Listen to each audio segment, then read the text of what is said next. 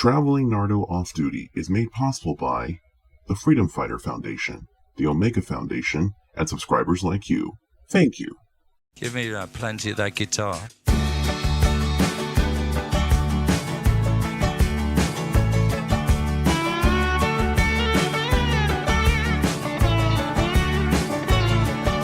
I've been traveling on a boat, in a plane, in a car, on a bike, with a bus, on a train.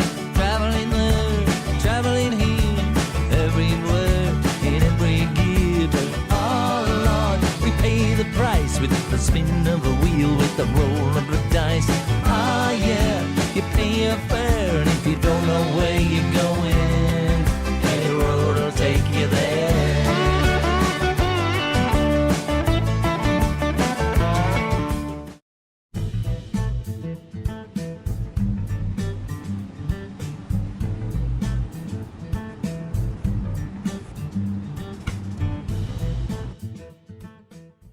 Wowzers!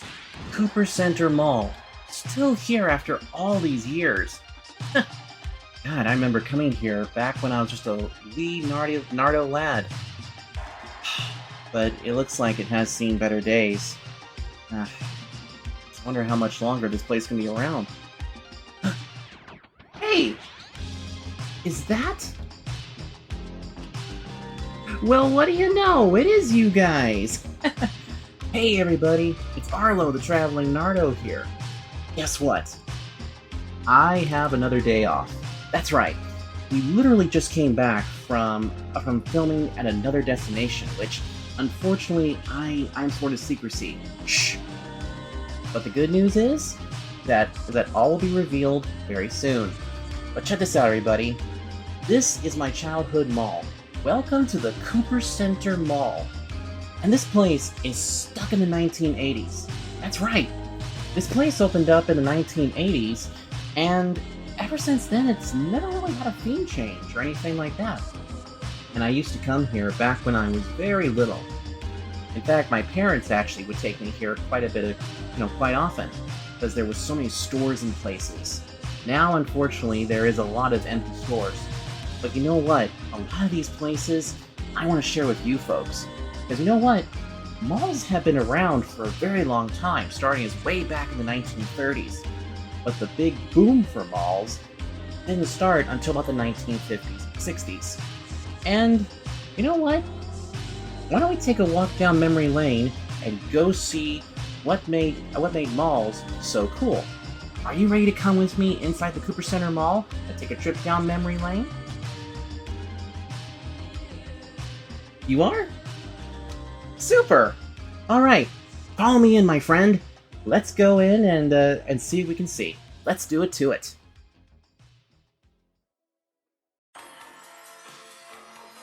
Wow, look at this place. God, it still has all the original colors, too. All this turquoise and pink and gray. Heck, even the floor is still the same. So, we're standing now inside the Cooper Center Mall, and those colors that I just rattled off actually made up the mall aesthetic of the 1980s and even the 1990s. A lot of mall aesthetics actually changed over the years, but back in the 80s and the 90s and even a little bit in the 70s, malls were more inviting. In fact, they actually wanted you to stay there. Because, see, unfortunately, the malls of today kind of look like a depressed teenager, because it's all this boring white paint with, wooden floors. I mean, as much as I like a good wooden floor, it doesn't work for a mall. But this place has more of like a welcoming atmosphere. It's like, hey, how you doing? Come on in, have a seat here, try this new food. Hey, check out this sale. It's something that I miss a lot. But this mall has a lot of big places, including a Cineplex back here. Oh, I remember coming here so many different times to watch Disney films. Come on, look at this, over here. So the movie theater is also synonymous with malls, because you probably have had places such as AMC, Regal, Edward Cinema, probably some other types of local cinemas. But here, Back in the 1980s and the early 1990s, you could watch a film for only $3. In fact, $20 could actually get you a little bit further, where you can get tickets for your family, and also get some delicious popcorn, a soda, maybe even a little extra snack or two, and you could go in and watch a movie with very few trailers. In fact, look at all these posters here for all the different movies that they had. Like, look, here we go. I know somebody who's gonna love this. Back to the Future Part 2. Starring Michael J. Fox and Christopher Lloyd. The Back to the Future series is fantastic. If you've never seen it before, go check it out. It's really, really cool. And if we move the camera this way, we also have two other films here. We have Honey, I Shrunk the Kids, which this film featured Rick Moranis as the father. It was actually the first in a series of 3 films. Those other films included Honey, I Shrunk the Baby and Honey, We Shrunk Ourselves. In fact, at Disneyland, they still have a ride called Honey, I Shrunk the Audience. Have you been on there before? And then, of course, they also have this film called Milo and Otis. The movie was basically about a dog and a cat who befriend each other. Now, on the outside, it looks like a really cool movie, but parents, don't let your kids watch this just yet, especially if they're very young, because there's a pregnancy scene in this particular one, where Otis, right there, that pug, watches the birth of his puppies, and they show it in great detail. So wait until the kids are a little bit older to see stuff like that. And of course, 2 more big films of the time. The Little Mermaid right here. This was released around the 1990s, I believe 1992. And All Dogs Go to Heaven. I will tell you, this was also made by the same director who did Land Before Time and American Tail. All Dogs Go to Heaven was a very heartwarming movie. If you've never seen it before, have some tissues nearby, because believe me, you are going to cry every time that you see this film. In fact, when you came here to the movie theaters, almost everything was, suitable to watch. They even had some R-rated movies here as well. In fact, I even remember still going to my local theater to watch such movies as the 2005 animated movie Robots. Or actually, no, I'm sorry, 2006, not 2005. And I even remember going to see Shrek 2 as well. What movies have you seen at your local theater? Pepsi, the choice of a new generation. Look at this old ad. This ad ran for a very long time, and there was also a very famous commercial that featured Michael Jackson and a kid that moonwalked who might be very familiar to you guys. Do you recognize who the kid is? If you said Alfonso Ribeiro, you're absolutely right. Alfonso Ribeiro got his start by being in a Pepsi commercial with the late great King of Pop himself, Michael Jackson, and went on to be Carlton in The Fresh Prince of Bel-Air. And if you don't know who Carlton was, well, maybe this dance will probably spark a little memory in there. And he also won Dancing with the Stars when he was paired up with Kim Johnson. Nowadays, he actually hosts America's Funniest Home Videos and Dancing with the Stars. He took over when former host Tom Bergeron decided to step away after Tom Bergeron had a little falling out with the ABC producer. You know what? I'm starting to get a little hungry. Hey, let's go to Burger King. Let's go there and let's have a look-see around. The original place that started the whole trend of having it your way. Burger King, when it came out, allowed for the customers to customize their burgers. Because here was the thing. Maybe you probably wanted just a simple cheeseburger, but you didn't want the onions, or you didn't want the tomatoes, or the lettuce, or the pickles, which I totally get. So, Burger King started the whole thing of having it your way. This meant that at drive-thru, or right here, you could actually ask for a burger with no onions, or maybe you wanted something specific, or something like that. Burger King was also the competitor to McDonald's. However, something rather interesting happened. Burger King didn't have a mascot at the time, but they did have something kind of cool. In fact, if we turn the camera around, actually turn it this way towards this poster right here. Check this out. So this here is the Burger King Kids Club kids.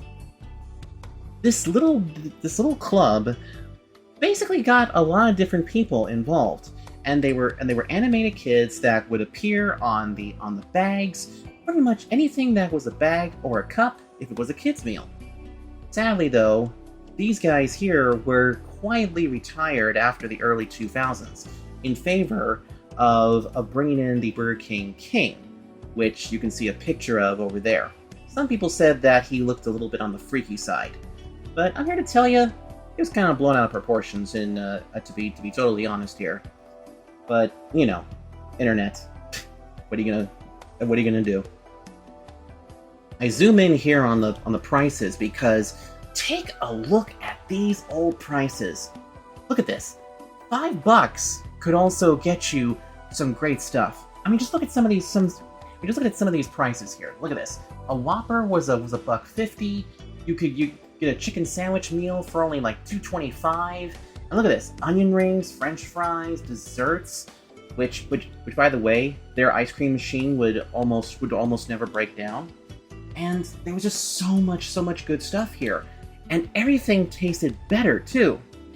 The quality of ingredients that have been used at Burger King have been going down over the past couple of years. Same thing with McDonald's and a bunch of other places. However, Burger King was also one of the first people, besides Carl's Jr., to try charbroiled burgers as well. Now, over the years, Burger King has tried out some really weird stuff. And Burger King has also had promotions with toys. That's right, I said toys. Just like McDonald's, Burger King had their own line of toys, which included the likes of The Simpsons, for one, and a bunch of other Fox shows too. Heck, they even had Family Guy and American Dad at one time, which I'm not sure how you market those to children. But they did sell Simpsons washes to promote the Simpsons movie. In fact, I have one, which is of Homer Simpson, and if you hit the button, he goes, burgers. I don't know why I looked funny saying that, but we're going to leave that in.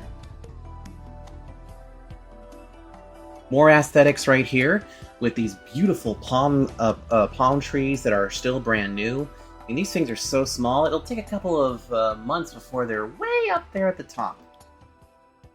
Of course, you know, malls are not always just about, you know, burgers and things like that. Malls also had department stores such as Nordstrom's, Macy's, JCPenney, Woolworths at one time. Excuse me. Had some root beer before shooting this because come on, you got to have some root beer from Burger King. It's a must. And a few other stores too. These stores were known as anchor stores. Anchor stores were usually where the main entrances would be. So when you first come in, you get to see all the cool things in the department store. Also, there was some places called the food court, which you see behind me. But there's also something else too. Something else that is kind of missing from malls of today. In fact, we're about to see that right now. Come on, my friend. Let's go to the miniature food court that they have here, and also see something very aesthetically pleasing. Every mall has what's known as a food court. Now this one, unfortunately, is very, very small, to say the least. But that is also because of the fact that a lot of different places have sadly moved on. One of the things, too, is that many places in the food courts sometimes have different things that you can get, such as the pretzel place behind me, or probably one of the biggest cornerstones of the mall, Sbarro Pizza. However, oh shoot, hold on a second. Here. I'm gonna spin the camera around because look at what we're in front of. Radio Shack. Oh my god, one of these still exists. If you've never been to Radio Shack before, unfortunately, a lot of them have closed up. But Radio Shack was where you wanted to go to get all of your electronics, cameras, bits and bulbs that would go for your security systems, speaker systems, CD players, DVD players, and even futuristic games and things like that. Come on, come on, come on. Let's go inside and see what they have. God, it's amazing to see one of these places still around. And you know what? Radio Shack is very much synonymous with all sorts of like technology and early things. Like look over here. Right here you have old VCRs, or as they were commonly known as, video cassette players. I'm sure many of you guys actually had these growing up, because you know what? How else did we learn from shows like Bill Nye the Science Guy, Thomas the Tank Engine, Sesame Street, Barney and Friends, and all those other tapes that you guys got to watch? But they also featured other movies too, including some big ones like Titanic, and even the Ghostbusters movies too. Let's see what else they got in here, because this is really, really cool. They even have speakers and stereo systems, so you can play your cassette tapes, CDs, and all sorts of things. Let's see, what... Oh, here's a relic! The Rabbit. Now every TV in your home can share a single VCR. So, the rabbit ears, as you're seeing here, were basically the antennas that you would see coming out of your television. That's actually how you would get local television back in the day. This little box right here would allow for you to actually project whatever was playing on the VCR into multiple televisions in the house. So for example, let's say maybe your family wanted to watch, let's just come up with a movie here. Let's say they maybe wanted to watch Smokey and the Bandit, for example. But you were sick in bed, or maybe you were laid up in a different room, and the living room wasn't big enough to house you. Not to worry though. Hook up one of these, hit play, and you'd be seeing it all the way in your room. How cool is that? Let's see what else they have here. Science Fair Crystal Radio Kit. Oh yes! Take a look at this. So, they even had special kits, so that way you could actually see how radio signals work. And these were things that you could easily do. So kids, try this one at home. I wish they still had some of these, because you know what? If we still had some of these devices, and let's say we still had other things rather than running on a screen, I think you would probably see a lot more of today's kids become the next programmers or become the next radio hosts, rather than wanting to become the next social media influencer. Just my 2 cents.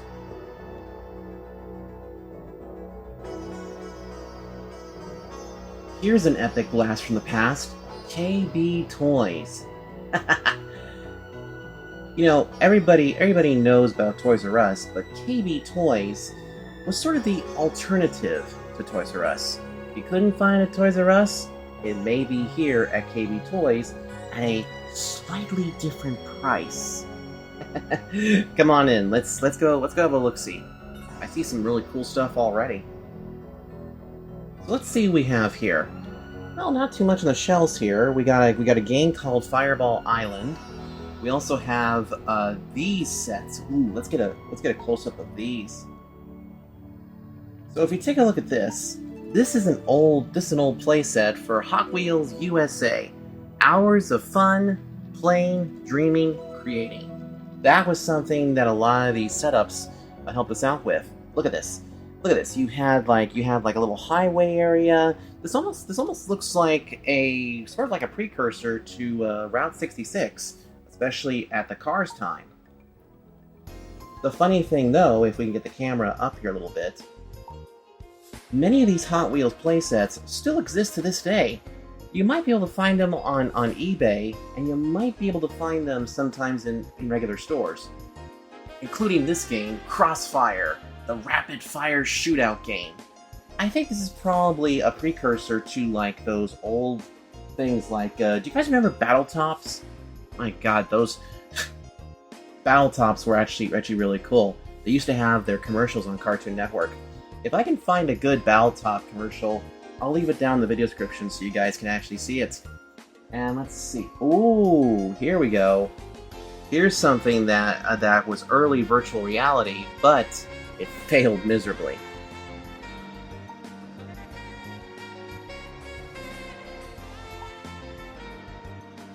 The Nintendo Power Glove. Revolutionary video game interface. The Power Glove was this really expensive device that was supposed to change a game for the better. What it was simple. You slipped it on here, you had a little control panel kind of like up here on the upper arm, and you could basically play games with it. Unfortunately though, it never really worked very well, so this became a major flop. But in recent years, there has been a small group of dedicated people who have actually been able to convince a company to recreate this and actually resell it. In other words, bring it back to the masses. And sometimes that happens. Sometimes if you got a failure now, a couple years down the road, it might get reimagined and be released out in the wild again. We're about halfway through our tour here of the Cooper Center Mall. We'll go to Sbarro at the end of the episode, but right now, we gotta go upstairs. Also, see this behind me? Water fountains. Water fountains and palm trees were a brilliant aesthetic in many different malls. In fact, one of the interesting things that made malls so cool to go to and so inviting was the fact that there was something for everybody. It didn't matter what your age was. If you were a grown adult, there was a store for you. If you were a teenager, there's also a store for you. Are you somebody who is like below the age of 12? There's a store for you. And maybe the teeny tiny ones that are right there on the mat that you're probably babysitting right now, or they're probably your little brother and little sister. No, you can't take them back to the hospital. There was a store for them too. Unfortunately, over the years, mall culture has kind of taken a completely different turn, where now most of the stores pertain to what we call teeny boppers. In other words, the teens that like to walk and talk around here, the ones that usually wear scantily clad clothing, usually end up walking around with their undergarments outside of their pants and blouses and stuff. And well, the aesthetic feels like a depressed teenager more than it does, a warm, welcoming, hug or something like that. But more on that in a bit. Come on, let's go up top, because there's a few stores that I want to talk about that some of them are still around, others got a makeover, then some sadly died. Come on, my friend. Hope you're enjoying this tour as much as I am. You can see a lot of these, cut off areas here, because you can see that some of them are boarded up. That's because they were usually there to say that something new was coming in. But 7 out of 10 times that wouldn't be the case. But now it's time for us to come over and check out this little number. This place was the be-all end-all when it came to getting CDs, DVDs, and other sorts of places. Sam Goody. Oh yeah, I remember coming to these places a lot. Sam Goody's was basically where you could find any type of music. There was so many different albums and artists of all types. It didn't matter who you were looking for. If you were looking for someone like Billy Joel, Prince, Michael Jackson, the Beatles, Roy Orbison, Tom Petty and the Heartbreakers, or maybe like that one crew that had that one hit that you were just dying to get a cassette tape or a vinyl of, usually was found here at Sam Goody. Come on inside.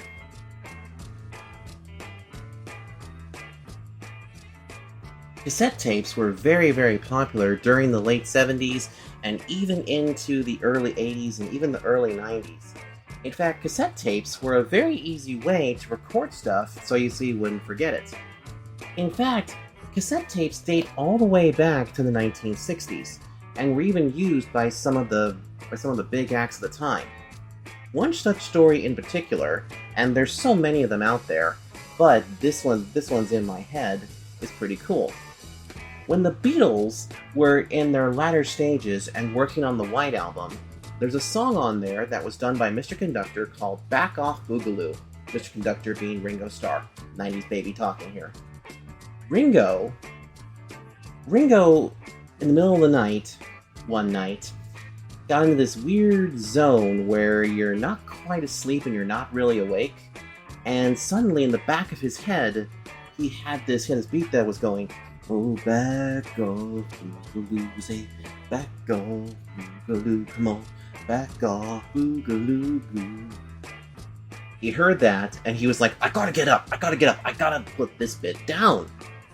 Well, he ran downstairs to find a tape recorder, and guess what? Every dang tape recorder was broken. And there was some that, there was some that needed batteries, and he didn't have batteries. It was a mess. But the worst thing, though, that happened with him as he was trying to keep, oh, back off the loop, something in the back of his head started coming in as, oh, the shark bites. And that's actually a song called Mac the Knife, and he was like, no, not Mac the Knife, no! So he's running around going, oh, back off the loop, where's the tape? So in the end, he actually took batteries from the kids' toys, and in the end, he got it down on a cassette tape, and save that song. So thank the Lord in heaven for, cassette tapes, and also thank the Lord in heaven for children's toys that actually take batteries. Now, the cassette tape was definitely a preferred choice, especially if you wanted to listen to stuff in the car.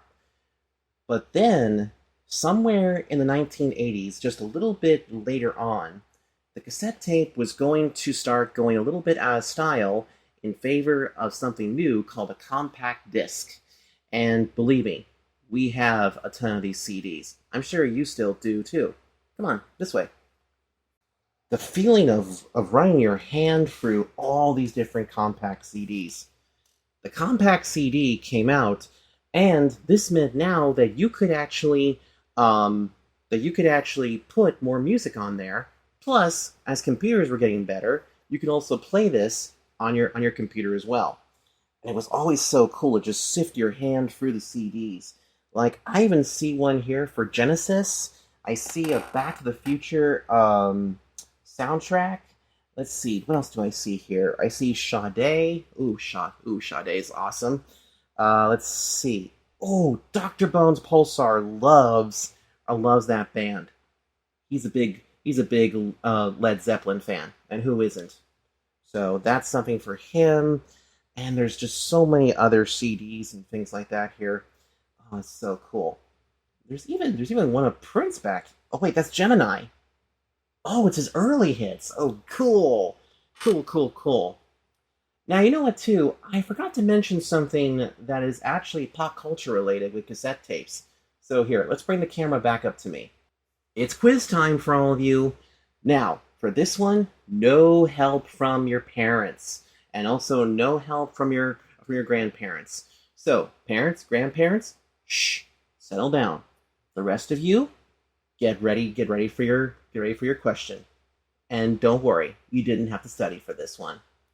So, what could you do with a cassette tape and a number 2 pencil? I'll give you a few seconds to figure it out.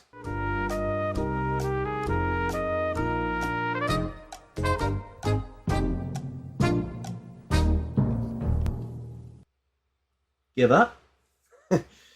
Well, let me tell you, if you had a cassette tape and a number 2 pencil, you would use the number 2 pencil to stick into the hole or the offending hole of a cassette tape, and you would wind the tape back up. Every now and then, the tapes would get a little bit lazy, especially when they're played over and over again. So to help keep them nice and wound tight, your parents possibly took a pencil, stick it in there into one of the holes, whichever one's the more offending, and would twist it enough just so that the tape gets back to being tight and doesn't go all over the place when they go to actually play it on a cassette tape player. Pretty neat, huh? So you know what? If you guys ever find any of your grandparents or your parents' stashed tapes and you see them a little bit wonky, make sure you have a number 2 pencil in your top pocket.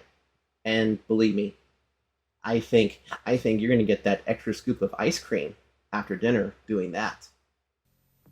Right, let's go ahead and... Oh, good lord.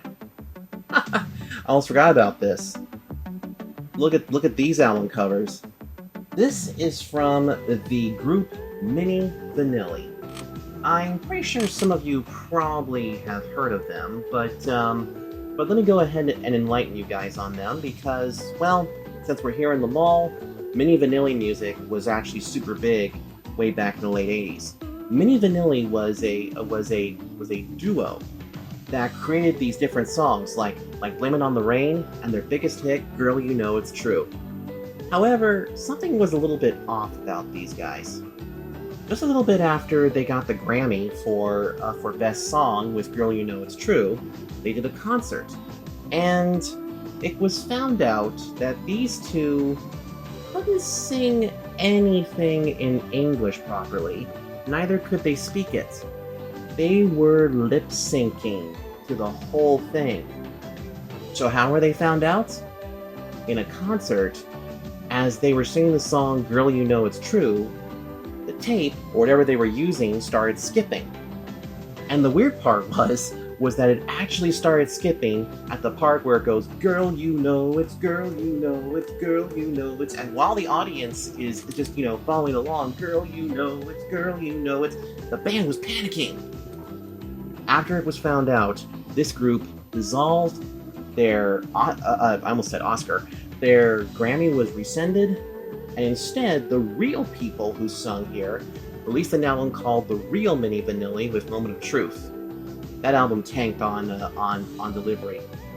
However, many people have actually lip-synced to their own stuff. In fact, 2 famous cases was when Ashlee Simpson was caught lip-syncing on her Saturday Night Live appearance, and also Prince, who during the Music Awards in 1995 was told that he'd be singing to his own track. Well, he wanted to sing it live. So what did he do? Well, in Prince fashion, he basically placed a piece of chewing gum in his mouth. So when he was dancing, you could see him physically chewing the gum, but you also couldn't quite tell if he was lip syncing or not. That's what also threw a lot of people off. And what song was he lip syncing to? Well, I can't really say the full title of it because of the show that we're doing. But the first 2 words were Billy Jack. So the Billy Jack song was the one that he was singing to. Okay, let's continue forward, everybody.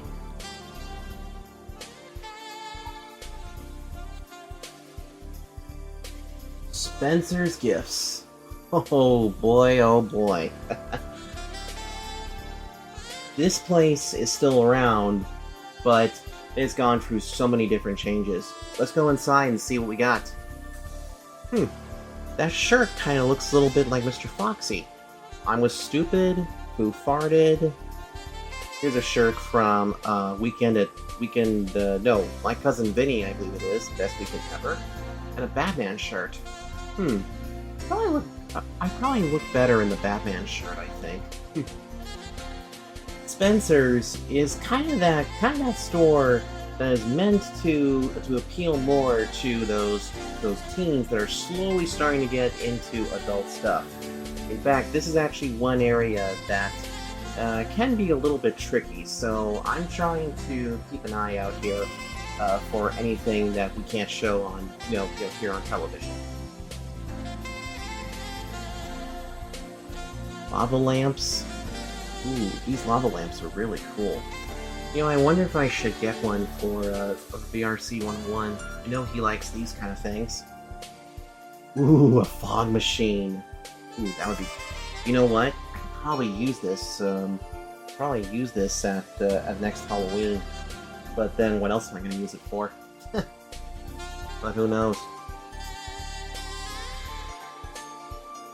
I'm very sorry to say, though, that there are certain things. If I can bring the camera up just a little bit right here, perfect. I should point out something though. Spencer's is not for everybody, okay?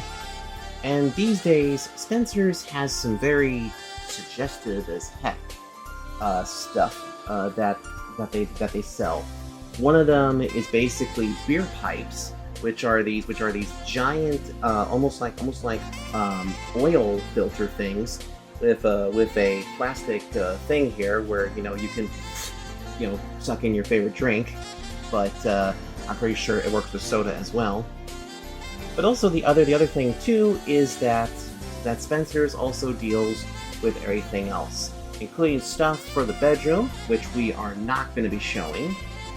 And they also like to appeal to the ladies, because they'll also have some very suggestive as hell stuff. And they also seem to really enjoy having rings. And I don't mean rings like ones you can wear here on your hand. I'm talking like if they have piercings of different types, because they have a lot of things for the ears, the nose, lip as well, which I don't know why you would pierce your nose or your lip. Belly button rings as well, and a couple of other rings for those regions down below. Let me just say this, people. Don't pierce your nose, don't pierce your lip. It's okay to pierce your ear and your belly button, but please, people, don't pierce anything else, okay? And only the girls can do this. Men, I'm sorry, guys. We hate needles, okay? I have seen people with earrings before, but that's about it. All right? So just make sure that you don't alter your body like that, because you know what? You're beautiful just the way you guys are. And same thing goes for you gals. You're fine just the way you are. And now watch me get canceled because I said something that is the truth. Okay, let's continue forward. Last but not least on this tour for old places is Suncoast Motion Picture Company. Oh, this place was brilliant. In fact, better than Blockbuster, better than some of these other places. Suncoast was where you would come to get your movie paraphernalia, and the good stuff too. They even had stuff on VHS, Laserdiscs, and all sorts of things. Come on inside, let me show you around. Man, look at all these VHS tapes, and for all these different movies and things. So let's see, we got some tapes for Jacob's Ladder, The Terminator, Basic Instinct. Let's see, Red Heat, The Thin Blue Line, Hellborn, Hellraiser.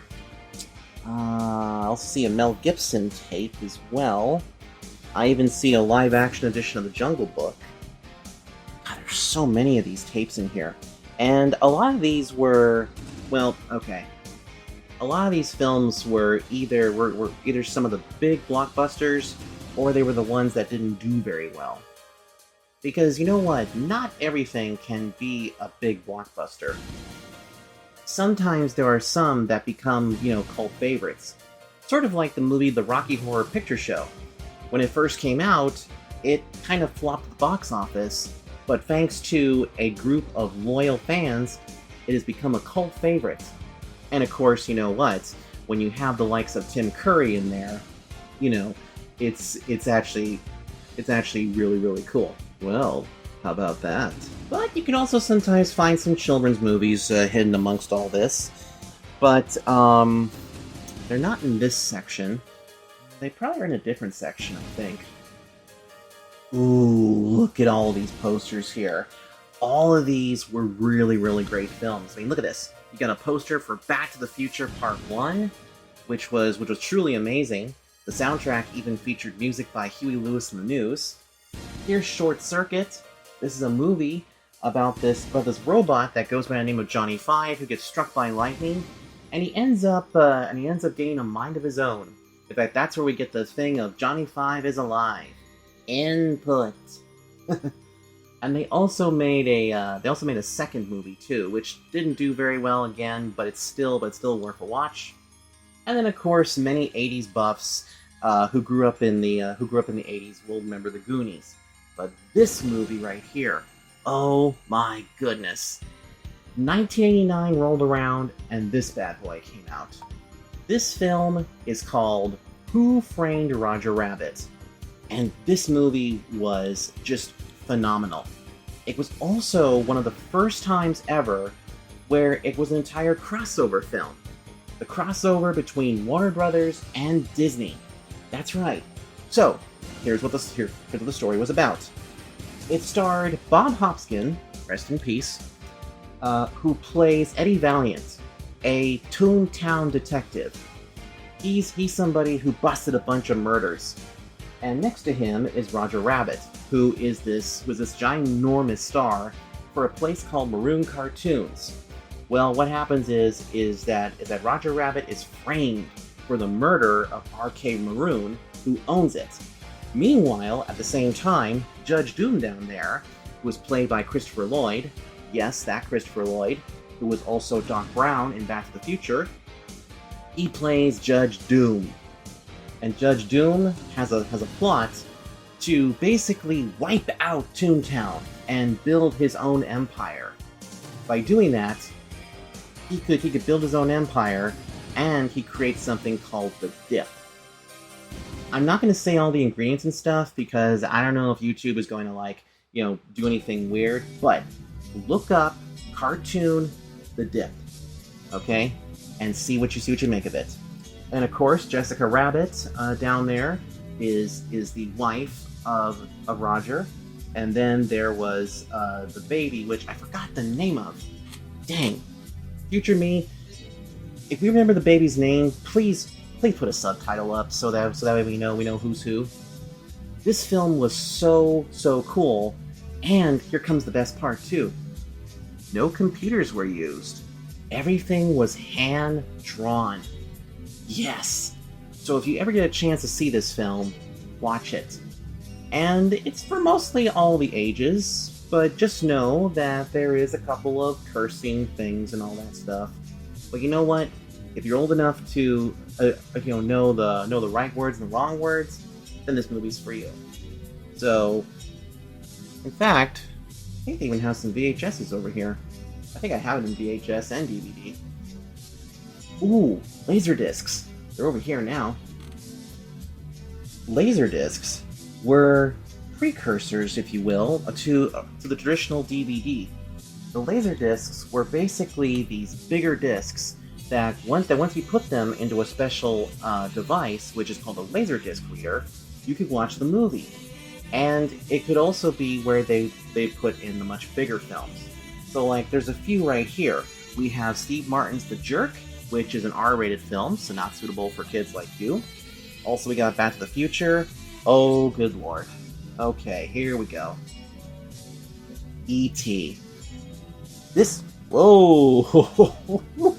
Almost dropped this. Hold on a second. There we go. That's better. Okay, so... E.T.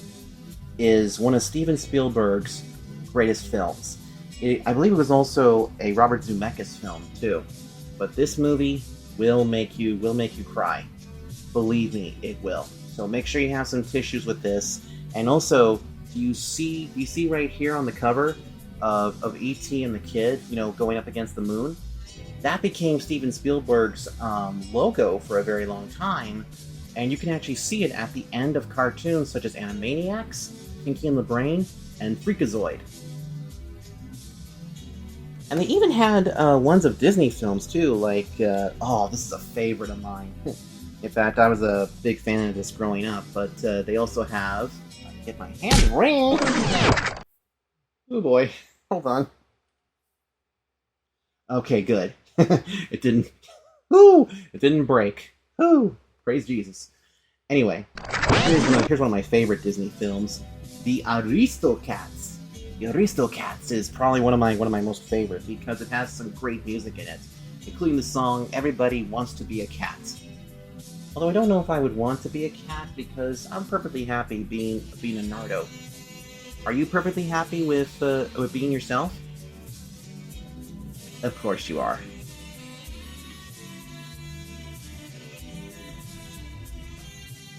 There we go. And oh yes, one more poster here because I know somebody who watches my videos who's a big fan of this movie. This movie poster is for The Wraith.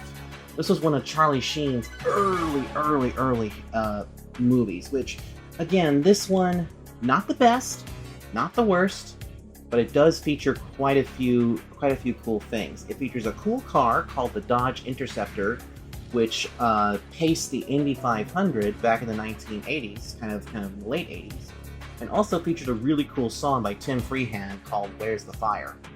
And I gotta admit, I think that's basically what this movie is famous for, besides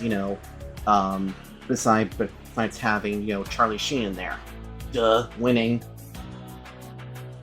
I know, old meme, but there is something called the Great Meme Reset. I don't know exactly what that means, but, alright. I wonder if I have some tiger blood in my veins. I think I do. That was so 2011. Last place on the tour is Sbarro. Sbarro's pizza is a staple when it comes to certain malls. In fact, their pizza has been in almost every single mall over here in the States. And their pizza is also really delish too. I mean, just look at this baby. So this is actually you might think this is a traditional cheese pizza. It's actually a 4-cheese pizza. Yeah, it's really good. Now, I'm not a vegetarian or anything like that. I usually like pepperoni. However, I wanted to have this because it's extremely delicious. But I'm not eating it all on my own. In fact, I'm actually waiting for one of the members of Travel HQ to come by and eat with me. In fact, I think I see that coyote coming up right now. But here's the interesting thing, though. Sbarro, in terms of its taste and in terms of other things, can sometimes differ between different malls. Sometimes the more upscale mall that you have, the worse in quality. The ones that are more on the lower end, the malls that are they're not so ritzy, the better the quality. Here, this is actually medium. And you know what else too is that you don't even have to get pizza from there too. They also have strombolis. They also have calzones, and they even have sandwich makings, whatever suits your fancy. Even a little bit of pasta, too. But I'll tell you what, everybody, I had a grand old time showing you guys my childhood mall. I'm glad to see it here, but I really don't know how long it's still going to be here because some malls, sadly, meet their demise. Once they become dead malls, they usually end up either getting vandalized, torn down to make new places, or in some sad cases, torn down and nothing ever gets built over there. But I think this mall still has probably a few years still left in it. But that's going to do it for this episode of the Traveling Nardo Off Duty. If you guys want to see more of these, make sure you hit the like button. Don't forget to comment down below, because I love reading your comments, and also subscribe, my friend. And hey, I'll see you folks next time. Until then, take care. Oh, that's right, I keep forgetting because we're not at home. So alright, I'll give you guys the count-in again. A 1, a 2, a 3, a 4.